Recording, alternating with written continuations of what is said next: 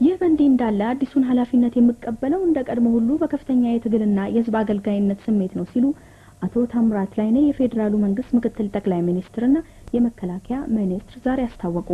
አቶ ታምራት ከጠቅላይ ሚኒስትርነት ወደ አዲሱ ስልጣን ሲሸጋገሩ ምን እንደተሰማቸው ለቀረበላቸው ጥያቄ ሲመልሱ ለኔ ጠቅላይ ሚኒስትርነትም ሆነ ሌላ ማዕረግ በግሌ ለውጥ የለውም። የቆምኩት ለስልጣን ሳይሆን ለህዝቡ አዲስ ነገር እንዲመጣ ለመስራትና ለመታገል ነው።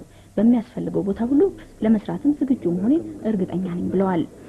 የሌሎቹን ካቢኔ አባላት ብቃት በሚመለከት ለቀረበላቸው ጥያቄም አንዳንዶቹ አዲስና ከታች የመጡ እንደመሆናቸው በስራ መታየትና መፈተን ይኖርባቸዋል ካሉ በኋላ በኢህአዴግ አማካኝነት አጣርተንና ብቃታቸውን አረጋግጠን ያወጣናቸው በመሆኑ በአጠቃላይ ሲታይ ለስራው ብቁ ናቸው የሚል እምነት አለኝ በማለት ገልጸዋል።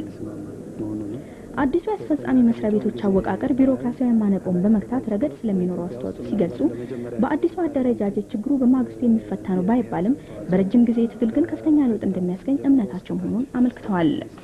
ቢሮክራሲያዊ አሰራር የስነ ምግባርና የአመለካከት ለውጥ እንደሚያስፈልገው የገለጹት ምክትል ጠቅላይ ሚኒስትር ታምራት ስራውና ሂደቱ ራሱ ተግባራዊ መሆኑን መቆጣጠርና መከታተል እንደሚያሻም አስታውቀዋል። አቶ ታምራት ግፍና ጭቆናን ከኢትዮጵያ ምድር ለማስወገድ በ1973 ዓ.ም ከሌሎች ታጋዮች ጋር በመሆን ኢህዴንን የመሰረቱና እስካሁን ድረስ ለብሔር ብሔረሰቦች ህዝቦች ልዕልና በመታገል ላይ ያሉ ታጋይ ናቸው። በተመሳሳይ ሁኔታ የዛሬ 51 ዓመት ጳጉሜ 3 1935 ደምቢዶሎ ወለጋ የተወለዱት አዲሱ የኢትዮጵያ ፌዴራላዊ ዲሞክራሲያዊ ሪፐብሊክ ፕሬዝዳንት ዶክተር ነጋሶ ጊዳዳ የትምህርትና የሥራ ዘመናቸውን አብዛኛውን ጊዜ ለኦሮሞ በአጠቃላይም ለኢትዮጵያ ህዝቦች ትግል ማዋላቸውን የህይወት ታሪካቸውን የያዘው ሰነድ አመለከተ። የመጀመሪያ ዲግሪያቸውን ባገኙበት የአዲስ አበባ ዩኒቨርሲቲ እስከ 1963 በትምህርት ፋክልቲው የታሪክ አስተማሪ የነበሩት ዶክተር ነጋሶ ዮሐንስ ወልፍጋንግ ከተባለው የጀርመን ዩኒቨርሲቲ በኢትኖሎጂ የዶክትሬት ዲግሪያቸውን ያገኙበት የጥናት ወረቀት በኦሮሞ ህዝቦች ታሪክ ላይ ያተኮረ መሆኑ ታውቋል። ይሄው የመመረቂያ ጥናት የደቡብ ምስራቅ ወለጋ የሲዬ ኦሮሞ ታሪክ ከ1730 እስከ 1866 የሚል እንደነበር የህይወት ታሪካቸው ያመለክታል። በስደት ከሀገራቸው ከመውጣታቸው በፊት ከ1959 እስከ 63 የቀዳማዊ ኃይለ ሥላሴ ዩኒቨርሲቲ ተማሪዎች ማህበር ምክር ቤት አባል በመሆን በትግሉ ከመሳተፋቸው በላይ ከ1967 እስከ 1983 ድረስ በጀርመንና አውሮፓ የኦሮሞ ተማሪዎችና የኦሮሞዎች ማህበር ጸሐፊ ሊቀመንበር አዘጋጅ ሆነው አገልግለዋል። እንዲሁም በተለያዩ የጀርመን ዩኒቨርሲቲዎች ቆይታቸው የኤምኤ ዲግሪያቸውን ያገኙት ዶክተር ነጋሶ ጊዳዳ አባታቸው ከመጀመሪያዎቹ ሁለት የፕሮቴስታንት የቤተል ቤተክርስቲያን ቄሶች አንዱ የነበሩና በኢጣሊያ ወረራ በጅማ ከተማ ለብዙ ጊዜ በእስር ላይ የቆዩ ናቸው። ፕሬዝዳንት ነጋሶ የአንደኛ ደረጃ ትምህርታቸውን በደምቢዶሎ በናዝሬት የመጽሐፍ ቅዱስ አካዳሚና በበእደ ማርያም ላብራቶሪ ትምህርት ቤት የከፍተኛ ሁለተኛ ደረጃ ትምህርታቸውን ተከታትለዋል። ዶክተር ነጋሶ ባለትዳርና የሁለት ሴትና የአንድ ወንድ ልጅ አባት መሆናቸው ታውቋል። የአያሌ ሰማዕታት የደምና የአጥንት መስዋዕትነት ውጤት የሆነው የኢትዮጵያ ፌዴራላዊ መንግስት መስራች ጉባኤ በኢህአዴግ አባላት ግንባር ቀደም አመራር በድል መጠናቀቁ እጅግ ያስደሰተው መሆኑን የክልል 14 የደርግ አፈናና ጭፍጨፋ ተፋራጆች ሰብአዊ መብት ሊግ ዛሬ አስታወቀ።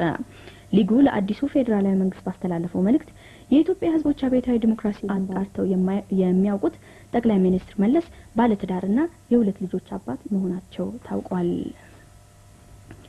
በመጪው መስከረም መጀመሪያ በቻይና ቤጂንግ ለሚደረገው አራተኛው ዓለም አቀፍ የሴቶች ጉባኤ ከኢትዮጵያ ተለክሶ የሚሄደው የአፍሪካ የሰላም ችቦ ዛሬ ኢትዮጵያ ውስጥ ገብቷል። የአፍሪካ ሴቶችን ህይወት ሰላም እንዲሁም ችግሮችን የመፍታት ሚናቸው ከፍተኛ መሆኑን የሚገልጸውን የሰላም ችቦ ቦሌ ዓለም አቀፍ አውሮፕላን ማረፊያ በመገኘት ከሩዋንዳ የሴቶች ተወካይ ሚስስ ሉዊስ ካይባንክ የተቀበሉት ወይዘሮ ታደለች ኃይለ ሚካኤል በጠቅላይ ሚኒስትሩ ቢሮ የሴቶች ጉዳይ ሚኒስትር ናቸው። ሐምሌ 21 ከደቡብ አፍሪካ ተለክሶ በተለያዩ የአፍሪካ ሀገሮች የተዘዋወረው ይህ የሰላም ችቦ አንዷ ልጇን አዝላ ሌላዋ ውሃ ተሸክማ ሶስተኛዋ እንጨት የተሸከመች ሲሆን እነዚህ ሶስት ሴቶች እጃቸውን በማንሳት ዘላለማዊ የሆነውን የሰላም ብርሃን ይዘው የሚታዩበት መሆኑ ተመልክቷል። የሰላም ችቦውን ወደ ሀገራችን በመግባት ምክንያት በማድረግ በብሔራዊ ቲያትር አዳራሽ በተዘጋጀው ስነ ስርዓት ላይ ወይዘሮ ታደለች ኃይለ ሚካኤል ባሰሙት ንግግር ሰላም ዛሬ በሀገራችን የምናልመው ሳይሆን የምናየው የምንኖርበት ዘይቤ ከሆነ ውሎ አድሯል ካሉ በኋላ በታሪካችን አይተነውና ሰምተነው በማናውቀው የስልጣን ልውውጥ በሰላማዊ መንገድ እየተፈጸመ ባለበት በአሁኑ ወቅት ችቦ በሀገራችን መግባቱ ልዩ ትርጉም ይኖረዋል ሲሉ ገልጸዋል። በሰፊው ህዝብ ወሳኝ ተሳትፎ የተመረጡት የህዝብ ተወካዮች ካለፈው ሰኞ ጀምሮ ባካሄዱት ጉባኤ ለዘመናት የህዝቦች ጥያቄ የነበረውን ህዝባዊ መንግስት በመመስረት ጠቅላይ ሚኒስትር በማስመረጥና ካቢኔ በማደራጀት ኃላፊነታቸውን በብቃት የተወጡ መሆናቸውን አቶ ዳዊት ዮሐንስ አረጋገጡ። የኢትዮጵያ ፌዴራላዊ ዲሞክራሲያዊ ሪፐብሊክ የሕዝብ ተወካዮች ምክር ቤት አፈ ጉባኤ ይህንን ያረጋገጡት በዛሬው ዕለት የጉባኤውን መጠናቀቅ በተመለከተ ከሀገር ውስጥ ጋዜጠኞች ለቀረበላቸው መጠይቅ በሰጡት ምላሽ ነው። አቶ ዳዊት በዚሁ ጊዜ የምክር ቤቱ ጉባኤ ሰላማዊ በሆነ መንገድ ስልጣኑን ከሽግግር መንግስት በህዝብ ለተመረጠ መንግስት ማስረከቡ ተግባሩን በትክክል መወጣቱን የሚጠቁምና ሊለካበት የሚችለው ሚዛን ሆኖ እንደሚታይ አመልክተዋል። የተቋቋመው ህዝባዊ መንግስት በሚቀጥሉት 5 ዓመታት በኢህአዴግ የተነደፈውን የልማት መርሃ ግብር ለመተግበር የሚታገል መንግስት እንደሚሆን አቶ ዳዊት አመልክተው የዚህ መንግስት ዋናው ተግባርም የሀገሪቱን አቅምና ኃይል ከመርሃ ግብሩ አፈጻጸም ጋር ማጣጣም እንደሆነ አስረድተዋል። የህዝብ ተወካዮቹ ምክር ቤት በመጪው መስከረም ወር መጨረሻ ሳምንት ላይ ስራውን ሲጀምር አስፈላጊ የሆኑ ጽህፈት ቤቶችን በቅድሚያ በማቋቋም አስፈላጊ የሆኑ ተቋሞች ለማቋቋም የሚያስችል ስልት እንደሚነድፍና በርካታ አዋጆችን በማሻሻል ካለው መንግስታዊ ስርዓት ጋር እንዲጣጣሙ የማድረግ ተግባራትን እንደሚያከናውን አቶ ዳዊት ገልጸዋል። በሀገሪቱ የሚንቀሳቀሱ ተቃዋሚ የፖለቲካ ድርጅቶች የተካሄዱት ምርጫዎች እንዲሰናከሉ በምርጫ ላይ እንሳተፍም ከማለት ጀምሮ ህዝቡ እንዳይመዘገብ ቅስቀሳ በማካሄድ አፍራሽ እንቅስቃሴ ቢፈጽሙም የሚጠቅመውን ለይቶ የሚያውቀው ህዝብ በምርጫ የመሳተፍ መብቱን በመጠቀም ተልኳቸው እንዳከሸፈው አቶ ዳዊት አመልክተዋል። ለዚህም ለመምረጥ ከተመዘገበው ህዝብ መካከል ድምጽ የሰጠው ህዝብ 94.6% መድረሱ ራሱ በቂ ማስረጃ እንደሆነ አፈ ጉባኤው ሳይጠቁሙ አላለፉም። ህገ መንግስቱን እናስለውጣለን በማለት የህዝብ ድጋፍ ያገኙ አንዳንድ የምክር ቤቱ አባላት በጉባኤው ሂደት ላይ በህገ መንግስቱ የወጡትን ህግጋት በመደገፍ ሐሳባቸውን ሲሰርዙና ድምጽ ሲሰጡ መስተዋላቸውን አቶ ዳዊት አስረድተው ይህም ቢሆን የአንድ የህዝብ ተወካይ ቅድሚያ ተግባር የህዝብ ፍላጎት ማንጸባረቅ በመሆኑ ይሄው ጉዳይ ከምንም በላይ ቅድሚያ ሊሰጠው የሚገባ አብይ ተልዕኮ መሆኑን መገንዘብ እንደሚያስፈልግ አስምረውበታል።